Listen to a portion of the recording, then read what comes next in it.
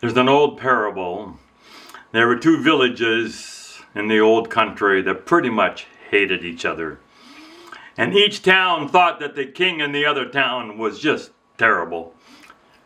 But somehow the prince, the son of one of those kings, fell in love with a lovely girl in the other village.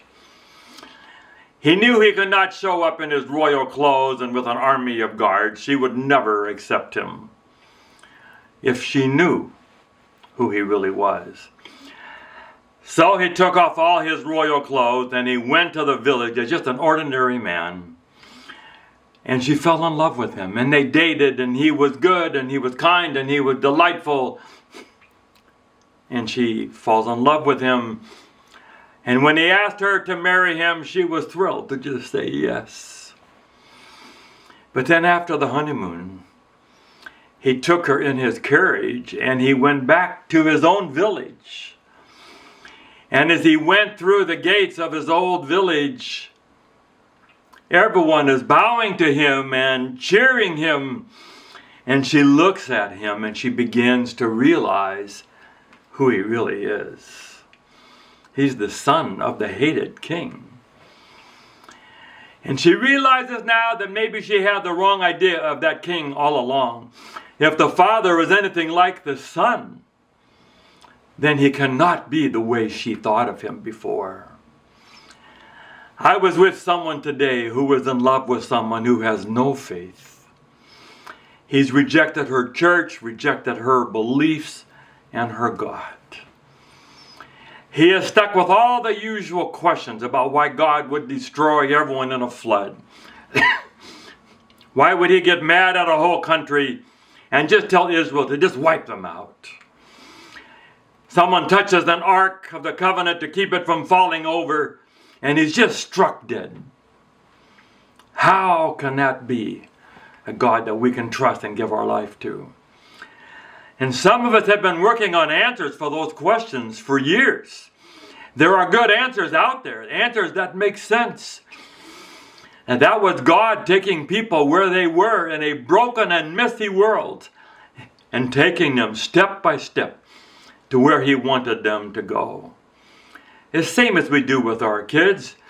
You say things to kids when they're 2. You better not run into that street, or I'll have to hurt you. It's what we had to do. We didn't want to do it.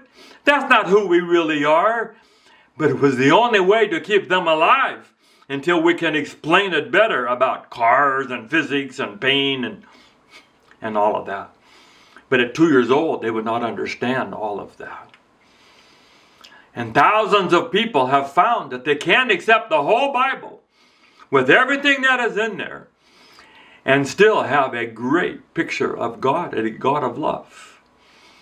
And maybe more would like him if they just knew him, like that young princess ended up when she met the prince. If someone had just given them those answers that are out there, maybe more would like him. Their no is not really a no to God as he really is. It's a no to whatever picture of God they got somewhere in the past. Maybe I would say no to that picture of God too. In fact, I really did say no. I got stuck as a young pastor years ago with some of those same questions. I didn't know what to do. I didn't know how I could work through that and get to the other side. But I couldn't go back to where I was because those answers didn't make sense to me. But I went to people who had wrestled with them before, and they helped me. And maybe someday, if we could just do what that young prince did and get a chance to show people how amazing and good God really is, maybe more would like him.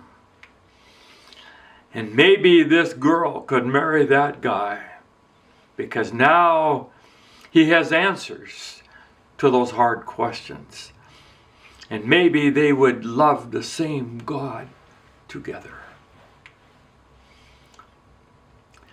Maybe Maybe. And that can happen all over the world when people get to know God as He really is and have answers for the hard questions.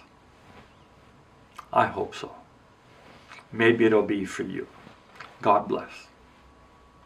So we'd love it if you enjoy what we have made, if you can like it and forward it on to other people, and we'll build a ministry on social media, Grace Force YouTube. God bless.